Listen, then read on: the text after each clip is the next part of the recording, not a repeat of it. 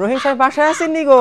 রহিম সাহেব, আসসালামু আলাইকুম। রহিম সাহেব বাসায় আছেন নি গো? বাসায় মনে নাই। আছে মনে হয়। আপনার মায়ের লাগি একটা অযোগ্য পাত্র নিয়ে আইছি। তোর মিয়া কি কোন? সুযোগ্য পাত্র হইব, ওটা অযোগ্য পাত্র হইব না। আপনার মায়ের জন্য একটা সুযোগ্য পাত্র নিয়ে আইছি, আপনার মায়ের বাইর করেন। মায়েরা কই? মায়েরা নিয়ে আহো, আহো মাইয়া আহো। মা, তুমি নাকি রহিম সাহেবের মাইয়া?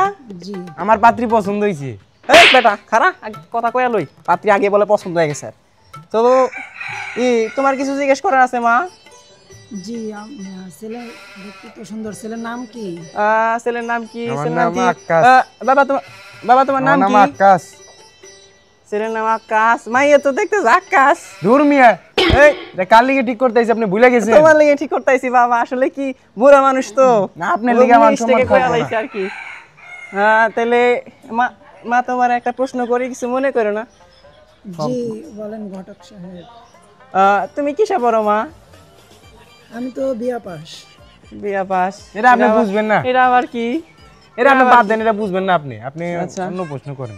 তাহলে আরেকটা জিনিস জিজ্ঞেস করি মা। বলেন, সমস্যা নাই। নাম দিবেন। আর তোমার নাম কি? আমার নাম লক্ষ্মী ময়না। তোমার নাম ময়না? তোমার দেখে আমার প্রাণে তো আর সয় না। তোমার গান আমি গয়না। আগের কথা মনে আছে?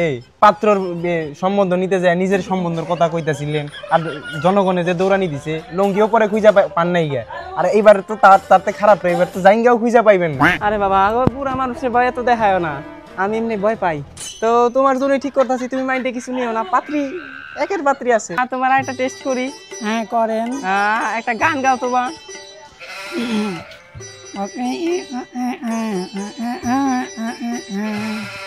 এই তো গান, এত সুন্দর গান গাইছে। এটা কি গান নাকি আর কিছু? ওই কয় কি পছন্দ হইছে? আরে এইটাই তো নতুন যুগের গান, আপনি জানেন না? চালা লুচা মাইয়া গান। ওরে বাবা, এই ওরে বাবা রে, ওরে বাবা। লুচা ঘটক মাইয়ার গান শুনে